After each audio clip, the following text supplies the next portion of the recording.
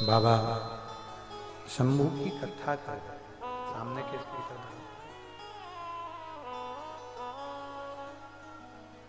ब्रह्मा जी विश्वास नहीं करते। पूछा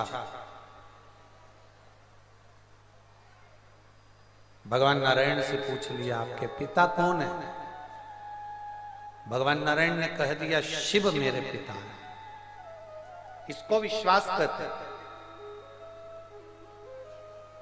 तुम्हारे बीच में आकर कोई कह जाए कि शंकर पे जल नहीं चढ़ाना चाहिए, शिव जी का चढ़ा हुआ जल नहीं पीना चाहिए, बेलपत्र नहीं खाना चाहिए, श्री शिवाय नमस्तुभ्यम नहीं बोलना चाहिए,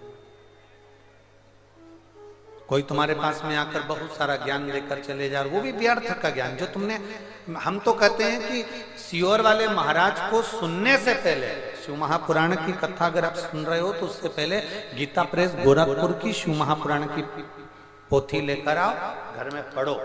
पढ़ने के बाद तुम्हें मालूम पड़ेगा कि कथा में क्या लिखा है और क्या बोला जा रहा है, सही है कि गलत।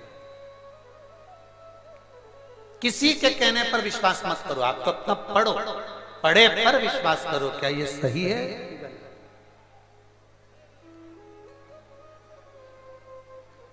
ब्रह्मा जी का भरोसा नहीं टिका और ब्रह्मदेव का जब भरोसा नहीं टिका, ब्रह्मा जी का जब भरोसा नहीं टिकता, ब्रह्मा जी का जब भरोसा पूर्ण नहीं हो पाया तो उन्होंने कह दिया कि इस पर्वत को अपन घुमाते हैं।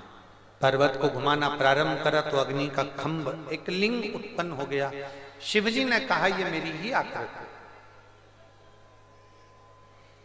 सबसे पहला शिवलिंग की उत्पत्ति भगवान देवाधिदेव महादेव के शिवलिंग का प्रागट्य शिवरात्रि के दिन एक बिंदु के माध्यम से हुआ।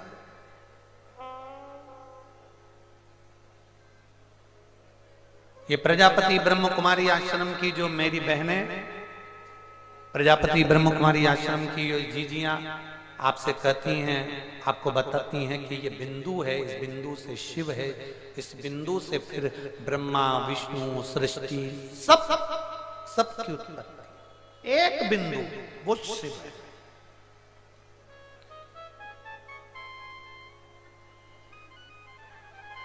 एक बिंदु वो शंकर है। कुछ नहीं रहता, आखिरी में वही बिंदु रह जाता, आखिरी में वो बिंदु।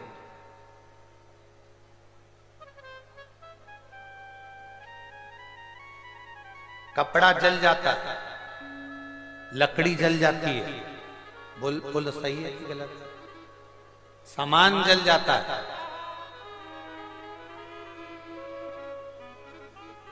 कपड़े का अस्तित्व बिगड़ सकता है, लकड़ी का अस्तित्व बिगड़ सकता है, सोने का अस्तित्व बिगड़ सकता है, लोहे का अस्तित्व बिगड़ सकता है, शरीर का अस्तित्व बिगड़ सकता है, पर राख का अस्तित्व बिगड़ता है क्या? राख का अस्तित्व बिगड़ेगा नहीं। मेरे देवाधिदेव महादेव अपने शरीर पर राख धारण करते हैं। मेरे शंकर अपने शरीर पर राख लपेट कर रखते हैं, क्योंकि राख इसलिए लपेट कर रखते हैं, मेरे शिव अपने शरीर पर राख इसलिए लपेट कर रखते हैं क्योंकि इस राख का कभी अस्तित्व समाप्त नहीं हो पाता। इस राख का अस्तित्व कभी समाप्त नहीं होता। शिव महापुराण की कथा कहती है जैसे शंकर भगवान अपने शरीर पर राख लपेट कर रखते हैं, दुनिया के लोगों को प्रेरणा देते हैं कि ये राख मेरे करीब में इसलिए मैंने रखी है क्योंकि ये राख का अस्तित्व कभी खत्म नहीं होता। उसी तरह मेरे करीब में आने वाले का अस्तित्व में कभी खत्म नहीं होता। मेरे नजदीक में जो आएगा, मेरे करीब में जो आएगा, मेरे पास में जो आएगा, मेरे नजदीक में जो पहुंचेगा उसका अस्तित्व, मेरे करीब में जो पहुंचेगा उसका अस्तित्व में कभी समाप्त नहीं होगा। शिव जी को जल चढ़ाने वाले का अस्तित्व कभी समाप्त नहीं होता। एक पत्र है,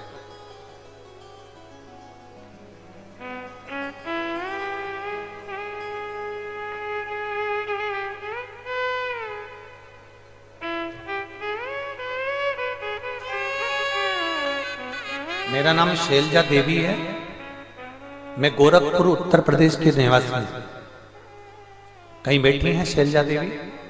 गोरखपुर उत्तर प्रदेश से आई। आप ही हैं? ऐसे हाथ लगा। श्री शिवाय नमस्ते।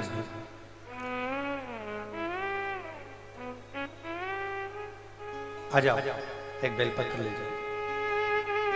मेरा नाम शैलजा देवी है, मैं गोरखपुर उत्तर प्रदेश की निवासी हूं। मैं आपकी कथा लॉकडाउन से सुन रही हूं।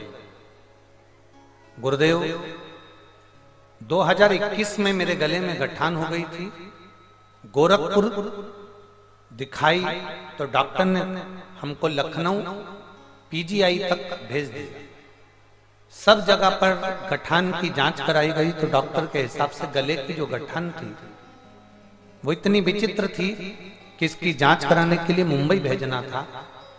और हम ऑपरेशन डॉक्टर कर रहे थे, अगर ऑपरेशन करेंगे तो हो सकता है ये गठान गले में ऐसी जगह पर है जहां ऑपरेशन करते ही हो सकता है कि तुम्हें पैरालिसिस हो जाए या तुम्हारे गले की आवाज बंद हो जाए। हम कुछ कह नहीं सकते। डॉक्टरों ने हमसे ऑपरेशन का कह दिया, हम बहुत घबरा गए। ऑपरेशन की बात सुनकर हम दवाइयां लेकर अपने घर को आ गए। अगर केवल गले में से गठान निकलने वाली बात होती तो चल जाता, पर लकवे भी शरीर में हो सकता है, पैरालिसिस हो सकता है और आवाज पूरी जा सकती है। इसलिए हम वापिस हमारे घर पर आए।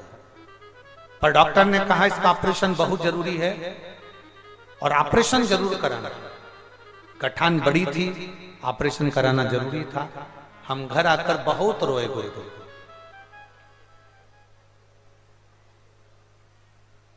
तब हमने शिव जी के मंदिर में जाना प्रारंभ करा और भगवान के मंदिर में जाना प्रारंभ करा। भगवान को एक लोटा जल चढ़ाना प्रारंभ करा। शिव जी का चढ़ा हुआ जल हम पीना प्रारंभ करें। एक बेलपत्री हमने खाना प्रारंभ करी। और आज मैं बाबा को प्रणाम करने के लिए, हमारे गोरखपुर में तो नजदीक में कथा नहीं हुई पर कुशीनगर में कथा हो रही है, तो मैं बाबा को प्रणाम करने के लिए आई हूं। दूसरी बार जांच कराने के लिए जब लखनऊ गई तो मेरी गले की गठान पूरी गल चुकी थी। मैं बाबा को प्रणाम करने के लिए आज मेरे बाबा ने मुझे बहुत खुशियां दी है गुरुदेव। जहां मेरे गले की आवाज जा रही थी, मेरे को पैरालिसिस का बोल दिया था और मेरी गठान बढ़ती जा रही थी, आज मेरे बाबा ने मेरी पूरी गठान ठीक कर दी। और मेरी लखनऊ में जांच हुई तो मेरी गठान पूरी गल चुकी थी। मैं बाबा को प्रणाम करने के लिए यहाँ आई। ये शिव तत्व है, ये उघड़ी है। आवाज सेट नहीं हो रही, आज गला पकड़ रहा है। ये मेरा भोलेनाथ, मेरा शंभू, मेरा उघड़ी, मेरा शिव।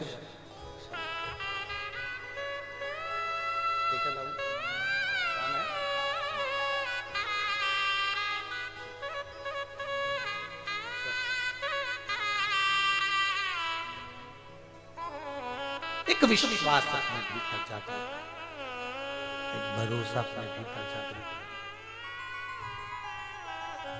एक दृढ़ता अपने भीतर जागृत करिए। जब विश्वास, भरोसा, दृढ़ता अपने भीतर जागृत करोगे तो वो शिव तुम्हारे दुख को समाप्त करने के लिए तुम्हारे सम्मुख में होगा। कोई दूसरा नहीं आएगा, कोई दूसरा नहीं होगा, केवल एक शंकर, केवल एक शिव, केवल एक उघड़ी, मेरा देव अधिदेव महादेव तुम्हारे करीब में होगा। और अंत समय प्रभु आना पड़े, वचन